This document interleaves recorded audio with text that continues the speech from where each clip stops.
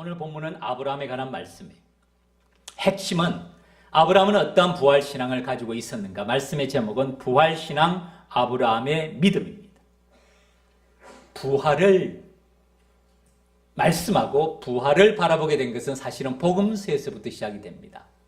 예수님께서 나사로를 살리실 때 마르다에게 하신 말씀 있죠. 요한복음 11장 25절 26절 말씀 같이 한번 읽어봅시다. 시작. 예수께서 이르시되 나는 부활이요 생명이니 나를 믿는 자는 죽어도 살겠고 무릇 살아서 나를 믿는 자는 영원히 죽지 아니하리니 이것을 내가 믿느냐. 아멘.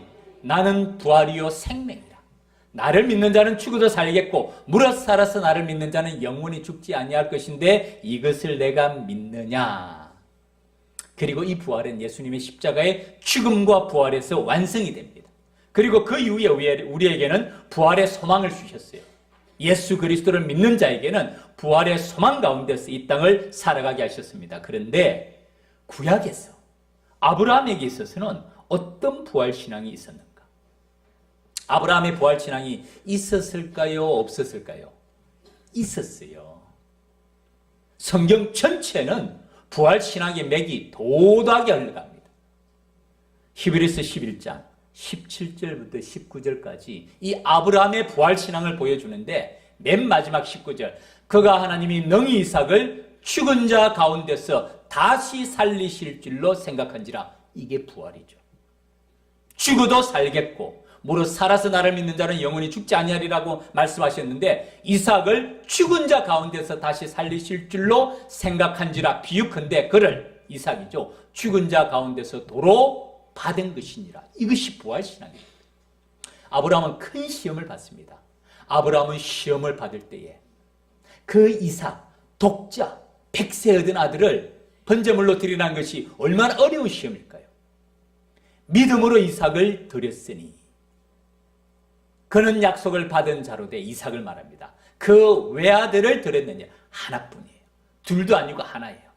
그에게 이미 말씀하시기를 아브라함에게 말씀하셨습니다. 네 자손이라 칭할 자는 이삭으로 말미암으리라고 이미 약속하셨는데 이삭을 번제로 드리라는 것이에요. 그런 그가 순종할 수 있었던 것은 부활신앙이라는 것입니다. 이삭을 능히 죽은 자 가운데서 다시 살리실 줄로 생각하니라. 하나님의 능력을, 하나님에 대한 믿음을 말씀합니다. 비유컨대 그를 죽은 자 가운데서 다시 받은 것, 도로 받은 것이니라. 이삭을 드리라는 말씀에 아브라함은 완전한 순종, 절대적인 순종, 전적인 순종을 할 수 있었던 것은 아브라함에게 있어서 부활신앙이 있었기 때문이라는 것입니다. 제가 한 그림을 보여드릴게요. 이 그림을 보시죠. 이 그림을 본 적이 있으십니까? 지금 누워있는 저 가장 밝은 부분에 저 사람이 누굴까요? 이삭이에요. 그 중간에 누가 있습니까? 아브라함이 있고 그 뒤에는 누가 있죠? 그 위에는 천사가 있습니다. 누가 그린 그림일까요? 이 그림도 렘브란트가 그린 그림이에요. 렘브란트는 그림을 잘 그린 화가일 뿐만 아니라 깊은 영성을 가지고 있었습니다. 엠마오로 가는 두 제자의 모습 기억하십니까? 엠마오의 만찬의 두 제자의 모습도 기억하십니까? 이 그림의 제목이 아브라함의 희생, 이삭이라는 제목입니다. 1635년 유화로 그린 그림, 약 400년 전의 그림인데 지금도 러시아의 상페테르스부르크에 있는 한 박물관에 여전히 보관되어 있는 그림입니다. 가장 핵심되는 부분이 누굽니까? 이삭이에요. 가장 밝은 부분이죠. 환하게 보입니다. 그 다음에는 아브라함이 멀리 있어서 잘 안 보이는데요. 구글에 한번 찾아보십시오. 아브라함의 얼굴을 보세요. 단호한 얼굴이에요. 결연한 얼굴이에요. 그리고 그 손을 누가 잡고 있죠? 천사가 잡고 있는데 뭘 떨어뜨렸습니까? 뭡니까? 칼이에요. 지금 이 장면은 긴장감이 흐르는 장면이에요. 황급하게 천사가 아브라함의 손을 잡는 장면이에요. 조금만 늦게 잡았어도 아브라함이 어떻게 했을까요? 이삭을 드렸을 거예요. 천사가 아브라함을 부를 때 아브라함아 아브라함아 두 번씩이나 황급하게 부르는 장면입니다. 그리고 그 칼 밑에는 이 칼을 꽂았던 칼집이 보입니다. 아주 날카로운 칼입니다. 특별히 아브라함의 왼손을 보세요. 왼손이 어디가 있죠? 이삭의 머리 위를 잡고 있어요. 머리 위를 누르고 있습니다. 그리고 오른손으로 칼을 들고 이삭을 번제로 드리려는 그 순간 천사가 황급히 나타나서 아브라함의 오른손을 잡습니다. 그리고 아브라함은 칼을 떨어뜨리는 이 장면이 렘브란트가 그린 아브라함의 희생 이삭이라는 제목입니다. 참 렘브란트는 이 성경의 그림에 대한 이해의 폭이 깊었어요. 그 장이었습니다. 촌철살인이라고 말하죠. 짧은 문장으로 깊은 마음의 감동을 자아내는데 렘브란트는 이 한 그림으로 아브라함과 이삭과 하나님과의 관계를 잘 보여주고 그 이삭의 밝은 모습 가운데 볼 수 있는 게 무엇이죠?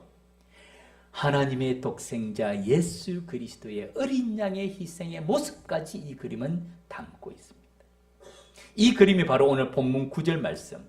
하나님이 그에게 일러준 곳에 이른지라. 이곳이 모리아산입니다. 지금도 모리아산에는 성전이 서 있는 곳이 모리아산이에요. 이삭을 번제물로 바쳤던 그곳이 모리아산이고 지금도 예루살렘에 성전이 있는 곳입니다. 이에 아브라함이 그곳에 제단을 쌓고 나무를 벌려놓고 지금 이삭의 밑에 있는 장작 더미를 보세요. 저것이 나무입니다. 나무를 벌려놓고 그의 아들 이삭을 결박하여 제단 나무 위에 놓고 지금 이삭의 손이 어디가 있습니까?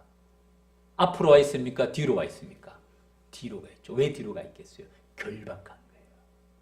결박해놓고 손을 내밀어 칼을 잡고 그 아들을 잡으려 하니 바로 이 순간입니다. 그 다음에 11절 여호와의 사자가 하늘로부터 그를 불러 이르되 아브라함아 아브라함아 급박하게 부릅니다. 급박하게 부르지 않으면 아브라함이 바로 실행할 그 순간에 아브라함이 이르되 내가 여기 있나이다. 내가 여기 있나이다. 사자가 그에게 이릅니다. 그 아이에게 내 손을 대지 말라. 그에게 아무 일도 하지 말라. 네가 내 아들 내 독자까지도 내게 아끼지 아니하였으니 내가 이제야 네가 하나님을 경외하는 줄 아노라. 사람이 만날 수 있는 가장 큰 시험이 바로 이 이삭을 번제로 드리라는 사건이 아닌가 생각합니다. 이삭은 아브라함에게 있어서 자기 목숨보다도 더 소중한, 차라리 자기의 목숨을 번제로 드리라면 기꺼이 드렸을 텐데 자기 목숨보다 더 소중한 아들을 드리라는 말씀이에요. 물질을 드리라, 재물을 드리라, 명예를 드리라, 권력을 드리라가 아니라 자기 목숨보다도 더 소중한, 가장 소중한 아들을 드리라. 하나님이 더 잘 알고 계십니다. 백세 얻은 아들, 약속의 아들. 왜 드려야 되는지, 이유가 뭔지 아무런 설명도 없이 어느 날 갑자기 번제로 드리라는 말씀. 우리라면 순종할 수 있을까요? 제정신이라면 순종할 수 있을까요? 오늘날에는 이 사건을 오늘날의 관점에서 보면 엄청난 문제가 발생했습니다. 도덕적인 문제는 말할 필요도 없고 모든 국가에서 가장 엄하게 금하는 법이 살인입니다. 그 가운데서 가장 있어서는 안 될 살인이 존속살인, 부모와 자녀에 관해.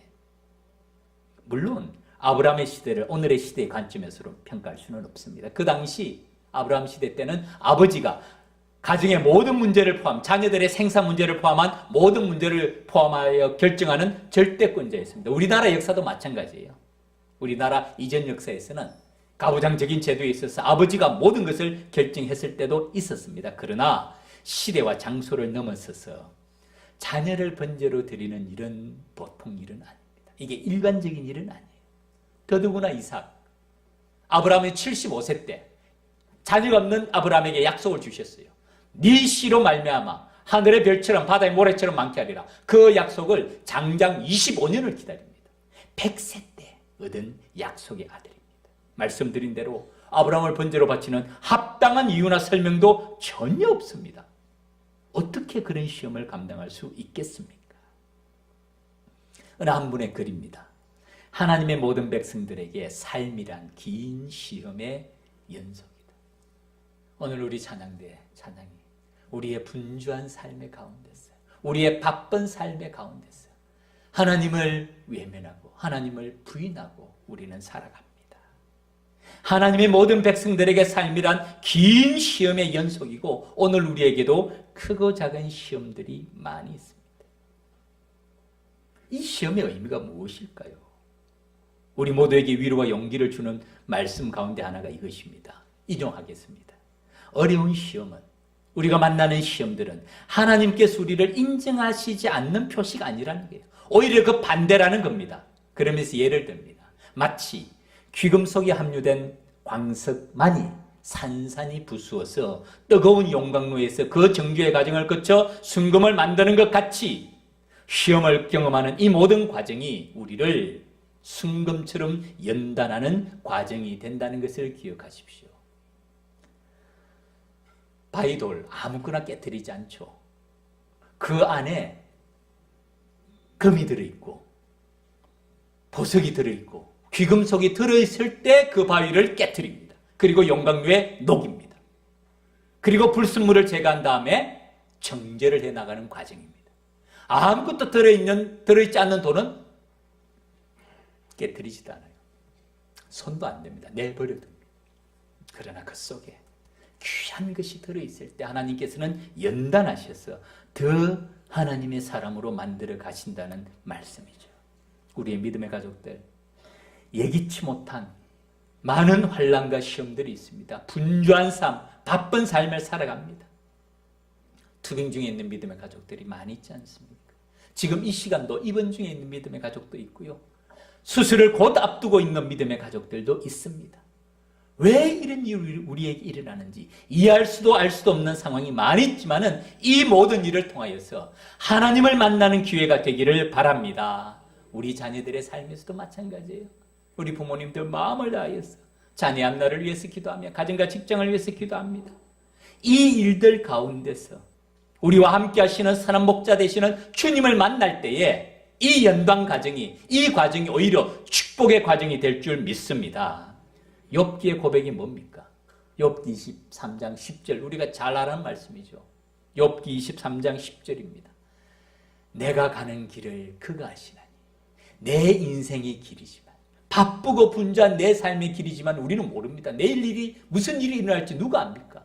내가 가는 길을 그가 아시나니 그분이 나를 연단하신 후에는 내가 순금같이 되어 나오리라. 이것이 믿음의 걸음입니다. 오늘 본문을 중심으로 아브라함에 관한 세 가지 질문이 있습니다. 주보기에 기록이 되어 있는데요. 첫 번째 질문은 아브라함에게 2절 말씀입니다. 아브라함을 번제로 드리라는 말씀을 받고 난 다음에 아브라함이 이삭을 번제로 드리라는 말씀을 받고 난 다음에 아브라함이 언제 모리아산으로 출발하는가?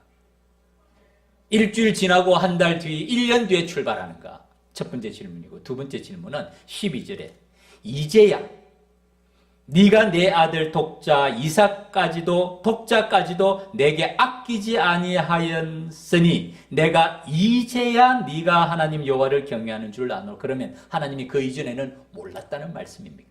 두 번째 질문이고요. 세 번째 질문은 18절 마지막입니다. 내가 나의 말을 준행하였으므로 내 시로 말미암아 천한 만민이 복을 받을 것이라. 하나님의 말씀을 준행하였기에 아브라함이 받은 축복은 어떤 축복인가 하는 점입니다. 첫 번째, 2절 말씀을 보면 1절 2절입니다. 하나님의 아브라함을 시험하십니다. 부르신 목적이 첫 번째는 시험입니다. 아브라함 하시니 그가 이르되 내가 여기 있나이다. 그 다음에 하나님 말씀이죠. 여호와께서 이르시되 이삭을 설명하기를 내 아들 내 사랑하는 독자 이삭을 데리고 얼마나 아브라함이 금지 옥엽으로 키웠으면 이런 표현을 하시겠어요. 모리아 땅으로 가서 내가 네게 일러준 한 산 거기서 그를 번제로 드리라는 말씀이 2절에 등장합니다. 그 다음에 3절에 아브라함이 아침에 일찍이 일어나 라는 표현이 나옵니다. 질문은 이것입니다. 이 2절과 3절 하나님께서 명령하신 다음에 아브라함이 길을 떠나는 이 시간의 간격이 얼마나 될까요? 왜냐하면 번제로 드리라는 말씀을 하나님은 아시지만은 언제 드리라는 말씀은 없습니다. 언제 드리라는 말씀은 없어요. 그런데 이 아브라함이 언제 이 말씀을 순종하며 행동을 했을까요? 하는 질문이에요. 성경학자들은 공통적으로 바로 그 다음 날이라고 봅니다. 근거가 있습니다. 오늘 읽은 본문은 22장이죠. 21장을 한번 보십시오. 21장 11절과 12절 같이 한번 읽겠습니다. 창세기 21장 11절과 12절 자막도 준비되어 있는데요. 같이 한 목소리를 읽겠습니다. 시작. 아브라함이 그의 아들로 말미암아 그 일이 매우 근심이 되었더니 하나님이 아브라함에게 이르시되 네 아이나 내 여종으로 말미암아 근심하지 말고 사라가 내게 이런 말을 다 들으라. 이삭에게서 나는 자라야 내 씨라 부를 것임이니라. 아멘. 이 장면 아시죠? 이스마엘하고 이삭이 다툽니다. 사실은 이스마엘이 이삭을 함부로 대하죠. 왜냐하면 한참 동생이니까. 이 그릇을 보고 사라가 열받은 거예요. 아브라함에게 얘기합니다. 저 하갈과 이스마엘을 쫓아내라는 겁니다. 이 말을 듣고 아브라함이 큰 고민에 빠집니다. 그것이 11절입니다. 아브라함이 그의 아들로 말미암아 이스마엘이에요. 아브라함은 이스마엘이 하갈에서 낳았지만 자식이잖아요.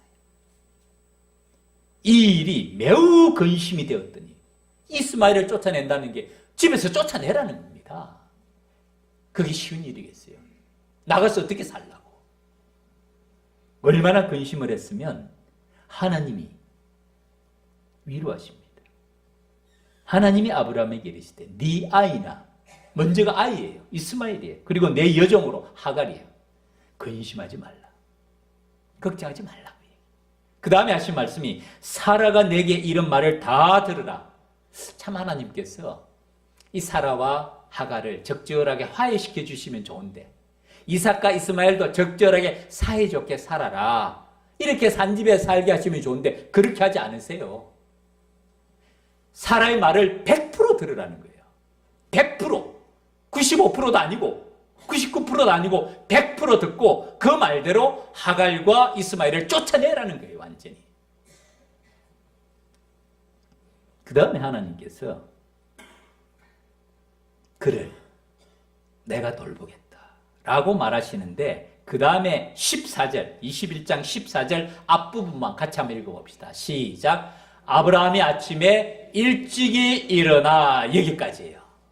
아브라함이 아침에 일찍이 일어나 매우 근심하였는데 걱정이 많았는데 하나님의 말씀을 듣고 100% 사라 말대로 하라는 말씀을 듣고 순종합니다. 그래서 아브라함이 아침에 일찍이 일어나 떡과 물 가죽 부대 보따리 싸가지고 쫓아낸 거예요.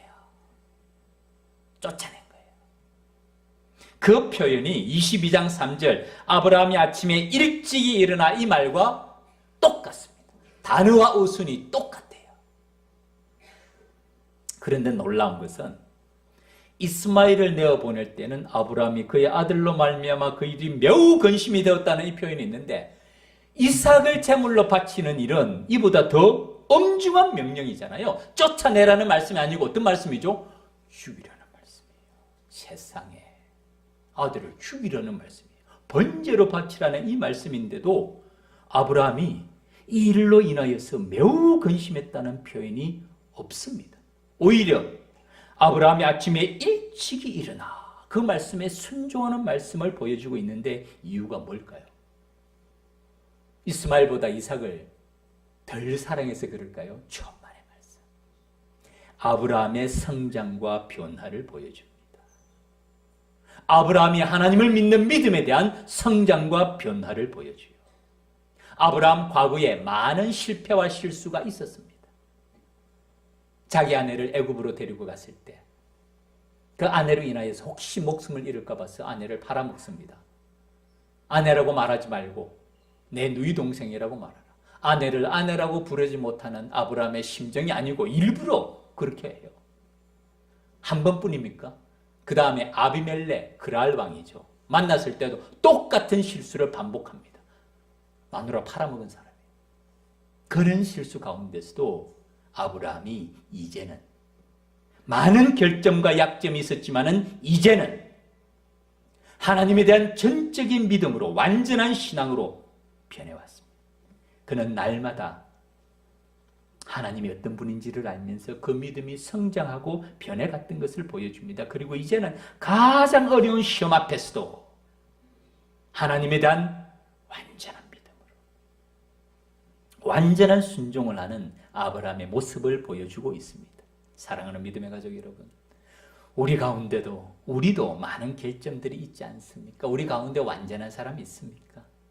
어느 분은 이것을 공사 중이라고 표현을 합니다. 우리도 여전히 지어져가는, 만들어져가는 사람이라는 뜻입니다. 하루아침에 예수의 모습을 닮아가는 작은 예수가 되고 하루아침에 그리스도를 닮은 사람이 될 수가 있겠습니까? 서로가 부족한 모습 가운데서도 서로가 위로하고 격려해주고 칭찬해주면서 우리의 믿음을 키워가고 서로 믿음을 세워주는 것이 신앙 공동체입니다. 이것이 첫 번째로 아브라함이 순종하는 모습 가운데, 아브라함의 변화되는 모습 가운데 우리에게 보여주는 메시지고요. 두 번째, 내가 이제야 내가 하나님을 경외하는 줄을 알았노라는 이 말씀 그대로 보면 마치 하나님께서는 이전에는 몰랐던 것처럼 말씀을 하는데 하나님이 몰랐을까요? 그럴 일은 없죠. 그 아이에게 내 손을 대지 말라. 그에게 아무 일도 하지 말라. 네가 내 아들 내 독자까지도 내게 아끼지 아니하였으니 내가 이제야 내가 하나님을 경외하는 줄을 아노라. 이 장면이 주는 의미는 이것입니다. 믿음은 반드시 순종과 함께 간다는 것을 보여줍니다. 믿음은 우리 마음속에 있죠. 참되고 바른 믿음이란 어떤 믿음입니까? 그런 믿음이 있다는 것을 어떻게 알 수가 있습니까? 그것이 순종입니다. 이런 순종의 믿음이 하나님을 기쁘시게 하는 믿음이며 이런 순종의 믿음으로 하나님의 더 큰 축복과 은혜를 받는 통로가 된다는 것을 보여주고 있습니다. 제가 한 분의 짧은 시를 소개해 드리겠습니다. 앞도 뒤도 없는 텅 빈 공간에서 믿음의 걸음으로 절벽에서 뛰어내린다. 그리고 그때 우리는 비로소 우리에게 날개가 있다는 것을 발견한다. 사랑하는 믿음의 가족 여러분, 우리에게 날개가 있다는 것을 언제 발견하게 된다고요? 텅 빈 공간에서. 그리고 절벽에서 뛰어내릴 때, 믿음으로 순종할 그때 비로소 우리에게는 날개가 있다는 것을 알게 된다는 것입니다. 믿음은, 바른 믿음은, 참된 믿음은 순종함으로 그 믿음을 나타낸다는 것입니다. 은한 신학자의 표현입니다. 이삭을 번제로 드리라는 시험에서 하나님이 원하셨던 것은 무엇일까요? 하나님이 무엇을 원하셨을까요? 이삭을 번제로 드리라는 이 시험에서 하나님이 원하셨던 것은 무엇일까요? 번제물인 이삭을 받기를 원하셨을까요? 하나님이 그거 받아서 뭐 하시게요? 하나님이 원하신 것은 이삭이 아니라 아브라함이었습니다. 아브라함이 어떤 믿음인지 하나님이 보시고자 하셨던 것이, 그의 믿음이 순종의 믿음인지 아니면 불순종의 믿음인지, 그의 믿음이 진짜 믿음인지 아니면 가짜 믿음인지 보시기를 원하신 거예요. 그의 믿음이 순종으로 나타나는 것을 보시기를 원하신 거예요. 불순종과 불신앙은 여러분 하나입니다. 하나님을 알고도 불순종하는 것과 하나님을 모르고 불신앙하는 것은 하나입니다. 오히려 하나님을 알고도 순종치 아니하는 불신앙을 하나님은 더 책망하세요.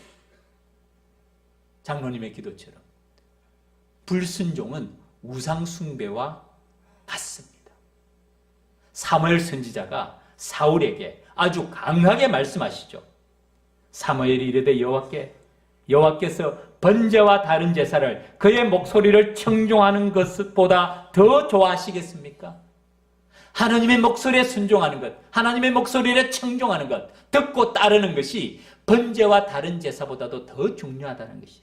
더 기뻐하신다는 겁니다. 그 다음에 말씀이, 이는 거역하는 것은, 불순종하는 것은 점치는 죄와 같고 우상 숭배를 말해요.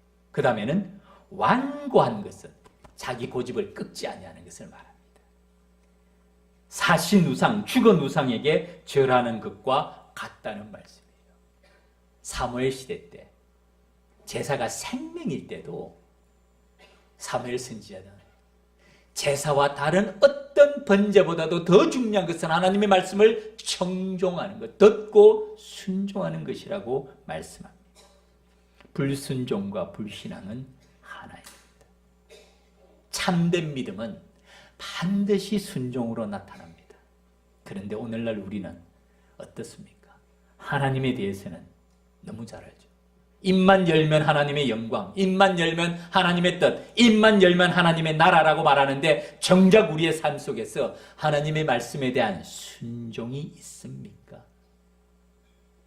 말로는 태산 같은 믿음을 가지고 있는데 정작 우리 삶에 하나님을 기쁘시게 하고 하나님께 영광 돌리는 바른 믿음의 순종이 있습니까?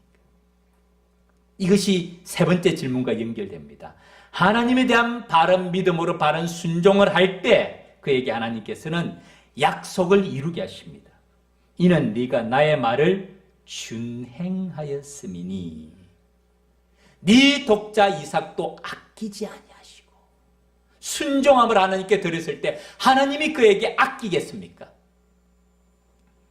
내가 나의 말을 준행하였으므로 네 씨로 말미암아 천하 만민이 복을 받으리라. 아브라함의 시험의 핵심은 재물인 이삭에게 그 목적이 있었던 것이 아니었습니다. 아브라함의 믿음의 시험이었고 그 말은 다른 말로 하면 아브라함의 순종의 시험이었습니다. 그 아들 독자까지도 아끼지 아니하시고 하나님께 순종한 그에게 하나님은 아끼지 아니하시고 복의 근원이 되게 하십니다. 다른 말로 하면 이 시험은 아브라함이 준비가 됐는지 축복을 받을 그릇으로 준비가 됐는지를 보시는 시험이었어요. 그 후에 복의 근원이 되게 하십니다. 아브라함을 통해서 놀라운 민족을 이루시죠. 어느 한 분의 글을 소개합니다. 시적인 표현입니다. 내 아들 이삭을 제단에 묶어라. 렘브란트의 그림을 기억해 보세요. 내 아들 이삭을 제단에 묶어라. 그를 거기에 많은 밧줄로 묶어라. 손을 묶었죠. 오, 내 형제여, 주저하지 말라. 당신은 주님을 온전히 신뢰할 수 있는가? 온전히 신뢰할 수 있는가? 나의 가장 귀한 것, 나의 생명보다도 귀한 것까지도 순종함으로 나아갈 수 있는가라는 뜻이죠. 그분은 당신을 지켜보시나니 말로만, 입으로만 믿음이 있다고 하는 것이 아니라 행함으로 나타나는 순종의 모습을 지켜보시나니 당신의 길이 때론 어두워 보일지라도 그분이 이삭에게 새 생명을 주시리니. 죽음 다음에 어떤 일이 있을까? 상상할 수 없는 일이지만 당신의 길이 때론 어두워 보일지라도 그분이 하나님의 능력이, 하나님의 사랑이, 하나님의 은혜가 이삭에게 새 생명을 주시리니 기적을 이루실 하나님께 맡기라. 순종이란 마음속에 있는 믿음의 태도를 보여줍니다. 아브라함의 마음속에 이삭과 하나님 중에 누가 우선순위인지를 보여주는 것이 바로 이 순종의 사건입니다. 이것이 아브라함의 부활신앙이었고요. 이 부활신앙으로 아브라함은 하나님의 축복의 그릇으로 준비된 일꾼이 됨을 보여줍니다. 이 부활신앙을 아브라함에게서는 두 가지로 요약합니다. 첫 번째는 부활신앙은 혈연관계를 뛰어넘는 것입니다. 사람에게 있어서 가장 강한 관계가 뭡니까? 가족이죠. 어머니와 딸과의 관계도 강합니다. 그러나 아버지와의 아들 관계도 강합니다. 그러나 하나님을 향한 부활신앙은 이런 혈연관계도 넘어서는 것입니다. 아브라함이 초기에는 하나님의 부르심에 순종하지 못했습니다. 창세기 12장 1절을 보면 하나님께서 아브라함을 세 가지로 부르십니다. 여호와께서 아브라함에게 이르시되 너는 세 가지입니다. 첫 번째는 너의 고향과, 두 번째는 친척과, 세 번째는 아버지의 집을 떠나라. 그리고 내가 네게 보여줄 땅으로 가라라고 말씀하시는데 아브라함이 이 말씀에 순종했습니까? 못했습니까? 첫 번째, 고향을 떠나라. 아브라함의 고향 갈대아 우르를 완전히 떠났습니다. 이 말씀에는 완전히 순종이에요. 두 번째, 내 친척을 떠나라. 부분적인 순종합니다.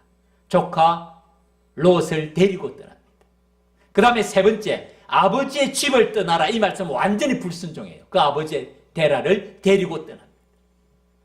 창세기 12장 1절 맨 처음 아브라함을 처음 부르실 때는 사실은 보면 아브라함이 불순종하는 부분적인 순종을 합니다.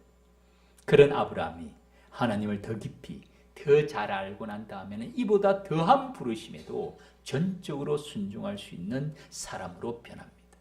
이것이 아브라함의 믿음의 여정입니다. 그리고 이 모습은 하나님께서 그 아들 독자 예수 그리스도를 우리에게 보여주신 하나님의 마음과 사랑을 보여주는 그 사건이 바로 이삭을 번제로 드리는 사건입니다.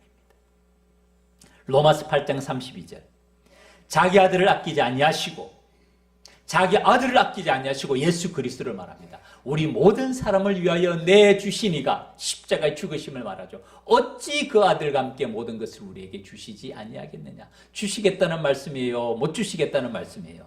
주시겠다는 말씀이죠. 자기 아들 예수 그리스도를 우리를 위해서 내주신 분이 다른 그 어떤 것을 우리에게 아까워서 못 주시겠느냐는 말씀이에요. 그것이 바로 아브라함의 마음인 겁니다.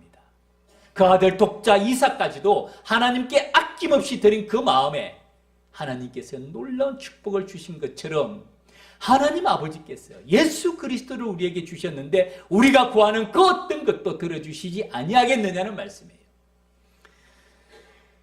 제가 영어 문장을 하나 소개해 드릴게요. 제가 볼 때는 이 영어가 아닙니다. 이 한국말이죠. 사랑합니다라는 표현이 뭐죠? I love you죠. I love you. I love you.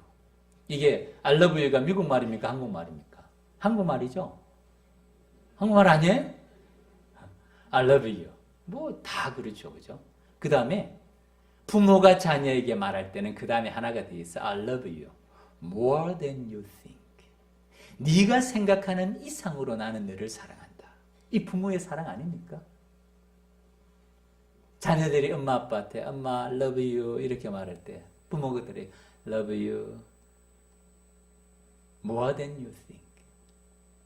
하나님의 사랑이 이런 사랑 아닐까요? 우리가 하나님 사랑합니다 라고 기도하지만 하나님은 I love you more than you think, more than you know. 네가 하는 이상으로, 네가 생각하는 이상으로 내가 너를 사랑한다. 이게 하나님의 사랑 아니겠어요? 그 다음에 문장이 God loves you. 하나님은 우리를 사랑하십니다. More than you think. 우리가 아는 이상으로 하나님은 우리를 사랑하시는 분인 줄 믿습니다. 혈연관계를 뛰어넘는 하나님의 완전한 사랑을 보여주고, 두 번째는 이런 부활신앙은 불가능을 가능케 하는 것이 부활신앙입니다. 이삭을 선물로 받을 때도 불가능한 상황이었죠. 로마서 4장 19절 21절 말씀. 이삭을 선물로 받을 때도 아브라함이 100세가 되고 사라가 90세가 되었어요. 그 몸이 이미 죽은 것 같을 때에도 믿음이 없어 하나님의 약속을 의심하지 않고 믿음으로 견고해져서 하나님께 영광을 돌리며 약속하신 그것을 또한 능히 이루실 줄을 확신하였다. 이삭을 받을 때도 불가능한 상황이었습니다. 근데 사람은요, 불가능한 상황에서도 이삭을 받고 난 다음에는 그 이삭은 내 새끼가 됩니다. 하나님께 다시 바치라 그럴 때 기쁨으로 바칠 수 있을까요? 없을까요? 그때는 못 줘요. 그때는 못 줍니다. 그게 사람의 마음입니다. 우리의 생명도, 우리의 건강도, 우리의 장기도, 우리의 오장육부도, 신체 사지도 다 하나님께 받았습니다. 안 그래? 하나님께 받은 것 아닙니까? 근데 하나님이 그것을 다시 우리에게 바치라 그럴 때 우리가 어떻게 합니까? 못 바쳐요. 비록 이삭을 불가능한 상황에서 선물을 받았지만은 사람의 마음은 바치기 쉽지 않습니다. 그런데 이런 불가능한 상황 가운데서도 아들이 죽으면 끝입니다. 아버지의 꿈과 희망은 다 사라집니다. 이런 상황 가운데서도 아브라함은 자신의 지식과 경험을 믿지 않습니다. 죽음 가운데서 능히 살릴 수 있는 분이라는 믿음으로 순종하는 거예요. 그것이 부활신앙입니다. 마지막으로 찬양 하나 소개해드리고 말씀을 맺겠습니다. 주가 보이신 생명의 길. 죽음의 길이 아니라 생명의 길이라고 표현합니다. 나 주님과 함께 상한 마음을 들이며 주님 앞에 나아가리. 시험을 만날 때, 고난을 만날 때 이해할 수도 없고 설명할 수도 없고 납득할 수도 없는 상황이 많습니다. 그때 우리 마음이 상합니다. 그러나 내 상한 마음까지도 상한 마음을 들이며 주님 앞에 나아갑니다. 나의 의로움이 되신 주, 그 이름 예수, 나의 길이 되신 그 이름 예수, 나의 길 오직 그가 아시나니 나를 단련하신 후에는 내가 정금같이 나오리라. 우리 찬양 같이 한번 불러봅시다.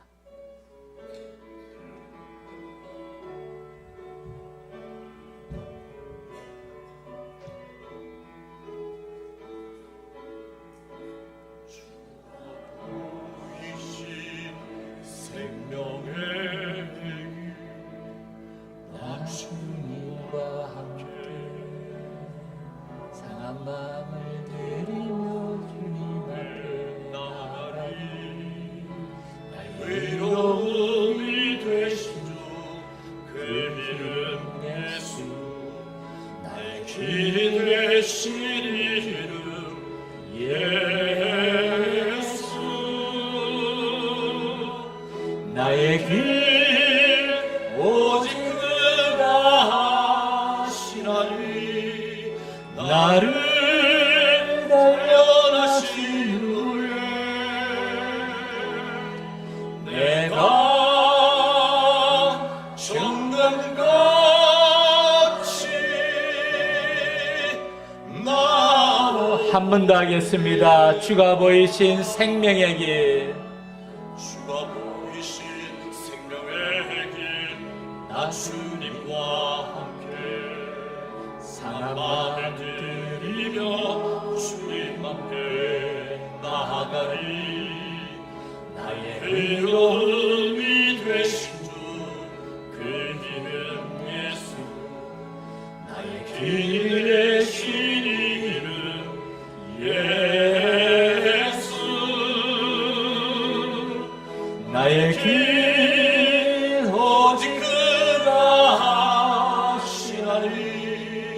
나를 단련하신 후에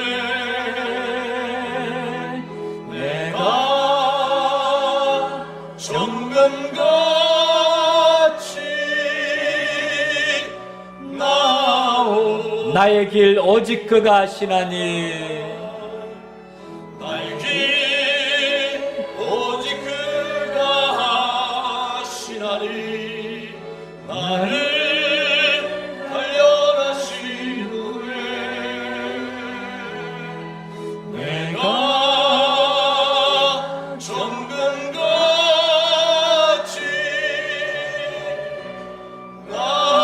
한 번 더 하겠습니다. 나의 길 오직 그가 하시나니 나의 길 오직 그가 하시나니 나를 단련하신 후에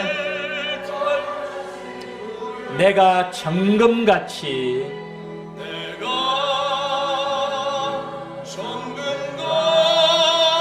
나오리라.